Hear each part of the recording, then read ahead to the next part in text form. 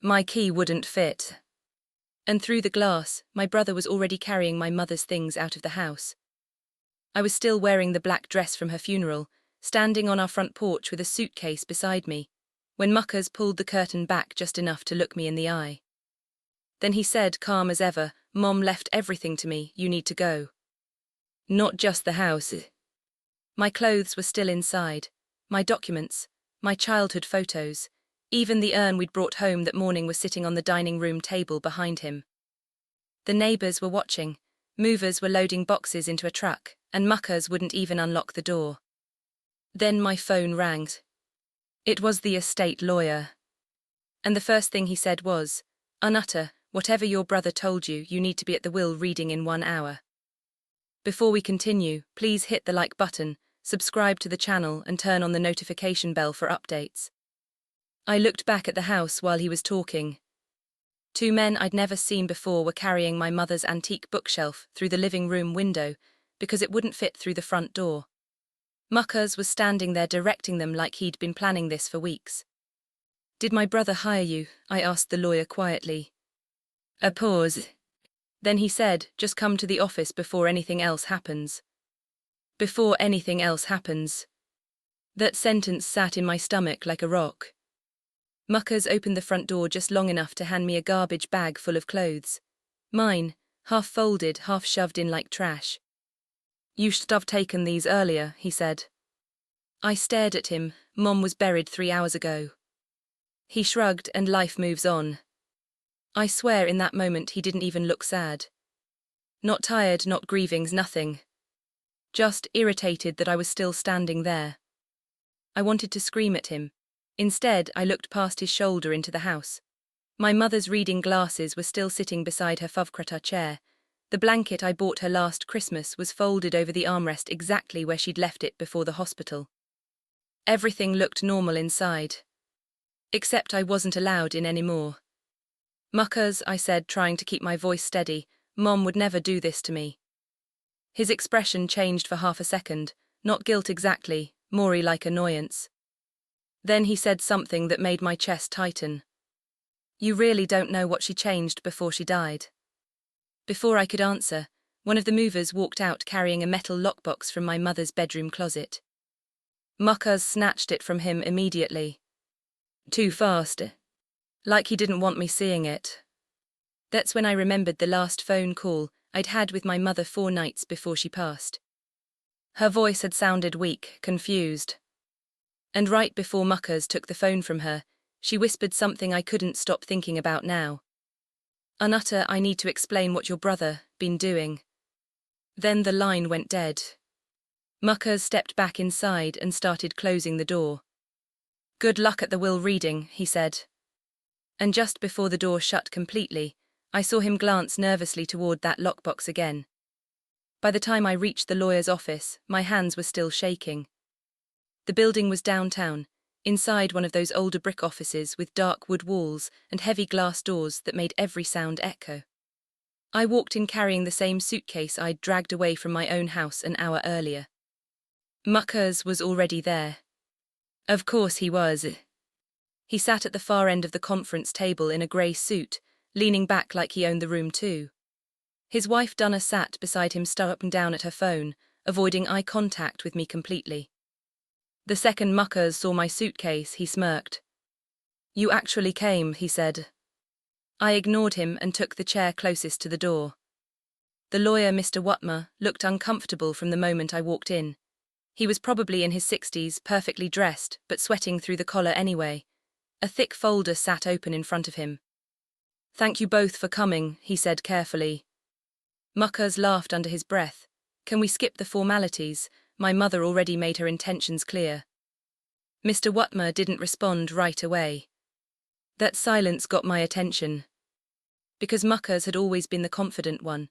The guy who handled paperwork, investments, taxes, all the things my mom used to say gave her headaches. After our dad died, Muckers took over the finances while I handled everything else.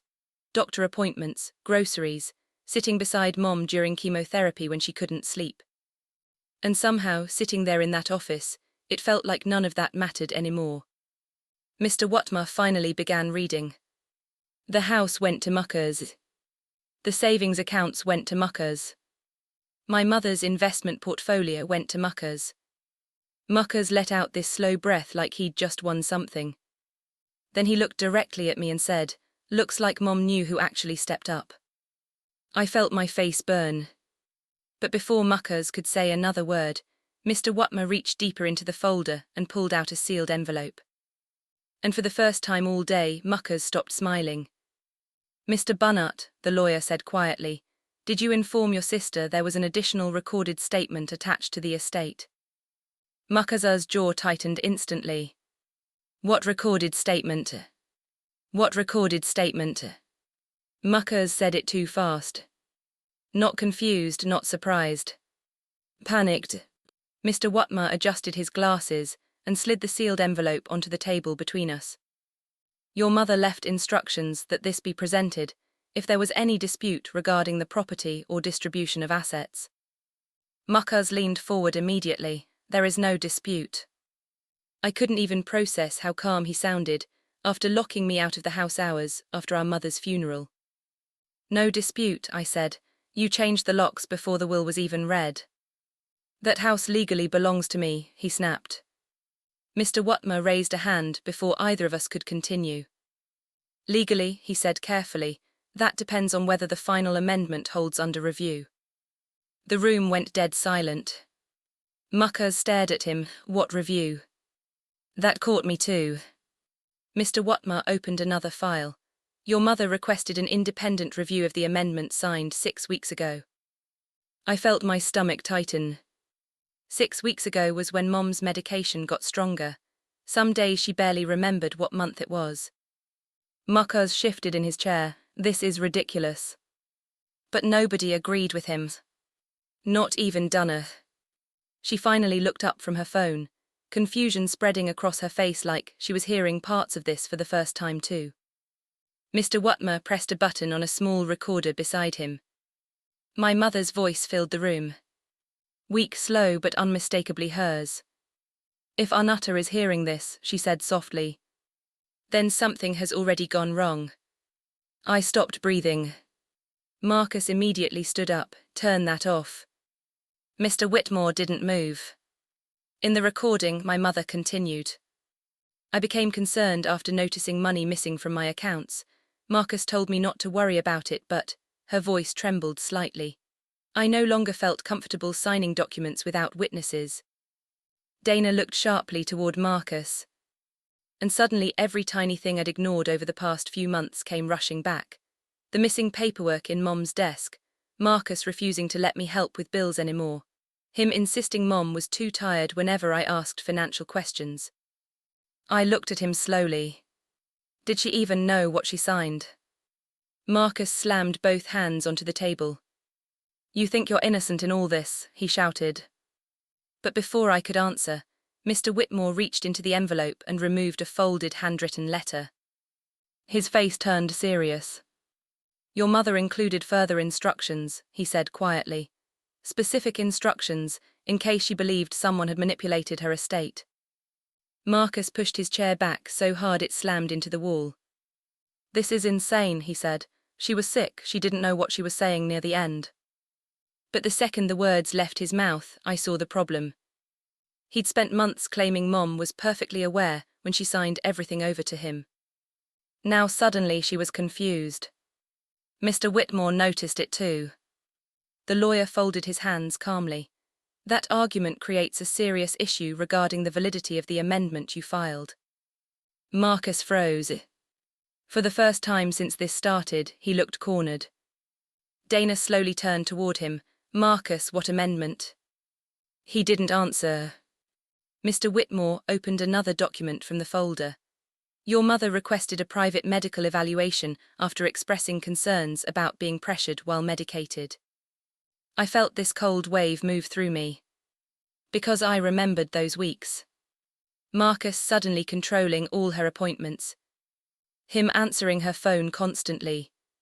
The way Mom started lowering her voice whenever she talked to me, like she was afraid someone would overhear. Mr. Whitmore continued reading. "The evaluating physician documented periods of disorientation, During the exact time frame, the estate amendment and property transfer were signed. Dana's face completely changed. "You told me Anita abandoned her," she whispered. Marcus looked furious now, but underneath it, I could see fear starting to break through. "This is being twisted," he said quickly.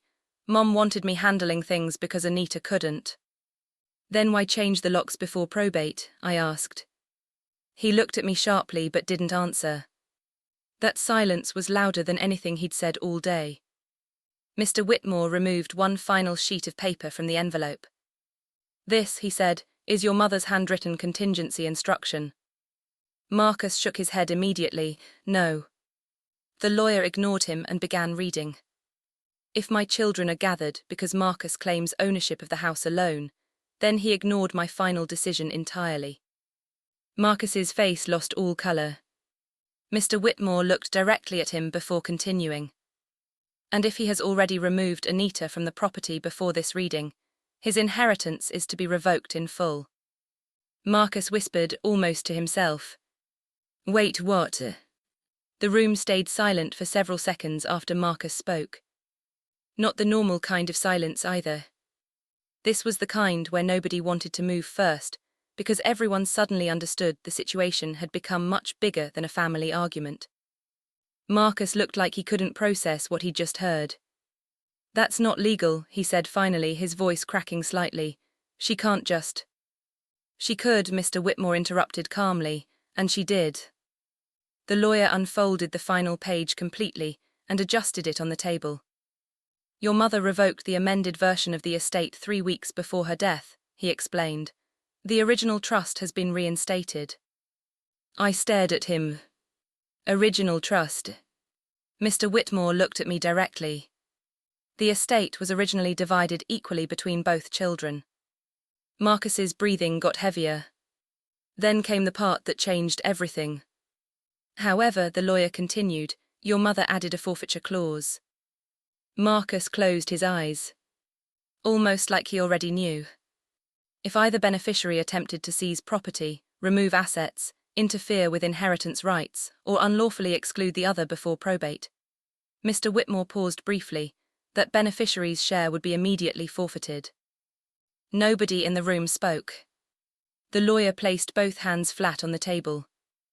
"Mr. Bennett, by changing the locks, removing estate property, and denying your sister access to the residence before legal transfer was complete, you triggered the clause personally." Dana stared at her husband in disbelief. "You told me the house was already yours," she whispered. Marcus turned toward her desperately. "Dana, listen to me." "No," she said sharply, standing up from her chair. "You said Anita didn't care about your mother anymore. You said she stopped helping." I watched Marcus search for words and fail for the first time in his life. Mr. Whitmore continued speaking, almost clinically now. "Pending formal review, ownership of the home and remaining estate assets transfer solely to Anita." I felt dizzy. Not because of the money. Not because of the house. Because my mother knew. Somewhere near the end, through all the medication and confusion and pressure, she saw exactly what Marcus was doing. And she planned for it. Mr. Whitmore slid another envelope across the table toward me. "This was left for you privately." My hands shook opening it. Inside was a short handwritten letter in my mother's uneven handwriting. "Anita, I'm sorry I waited too long to confront this. I know you stayed when things became difficult. I know who took care of me. Do not let anyone make you doubt that." I had to stop reading for a second because my vision blurred completely. Across the room, Marcus sat down slowly, staring at the table in silence while Dana walked out without looking back at him once. And things only got worse for him after that. When the probate court reviewed the timeline, investigators started examining the withdrawals from my mother's accounts. Several items removed from the house had to be returned immediately. Even the neighbors who watched me get locked out ended up giving statements about what they saw that day. Family members who once believed Marcus stopped answering his calls after the truth came out. A few weeks later, I walked back into the house legally for the first time since my mother's funeral. Some things were missing.